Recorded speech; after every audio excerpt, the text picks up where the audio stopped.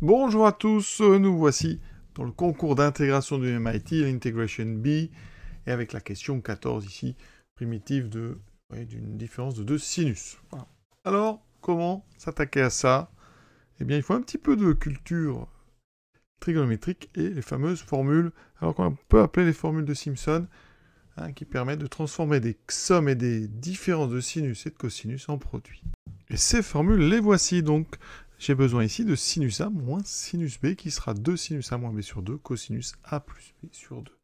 Donc, ça veut dire que là, sous mon symbole intégral, ici, x plus sinus x joue le rôle, en fait, de A, et x moins sinus x joue le rôle de B.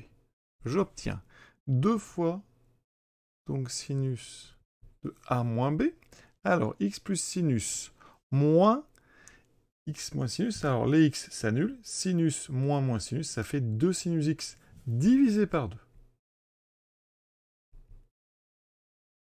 Oui. Multiplié par le cosinus de la somme, donc x plus x moins sinus x, ça fait 2x, les sinus disparaissent, 2x sur 2 dx, vous voyez, très simple. D'un seul coup, il me reste sinus de sinus x fois cosinus x dx. Alors je vais mettre ça dans un autre ordre. Alors, je vais sortir le 2. Et ici, on va mettre cosinus x d'abord.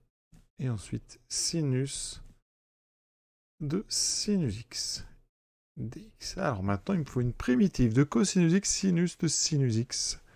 Et là, on est sur du grand classique dans ce concours du MIT.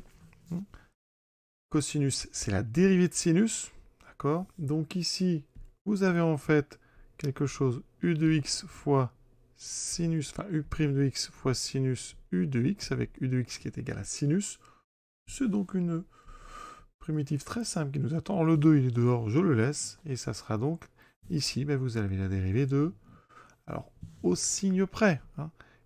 Ici, vous avez en fait dérivée du cosinus u. Alors, comme la dérivée de cosinus, c'est moins sinus, vous avez en fait dérivée moins cosinus de sinus x. Effectivement, quand je dérive cosinus de sinus x, il y a la dérivée de sinus qui sort, donc cosinus x, et ici, je l'appliquerai donc en la dérivée de cosinus. Donc en moins sinus, c'est pour ça que je dois rajouter un moins. Donc réponse, évidemment, on rajoutera une constante, k appartenant, puisqu'on cherche toutes les primitives. Donc réponse, moins 2 cosinus de sinus x plus une constante réelle. C'est déjà terminé, oui, ça va très vite.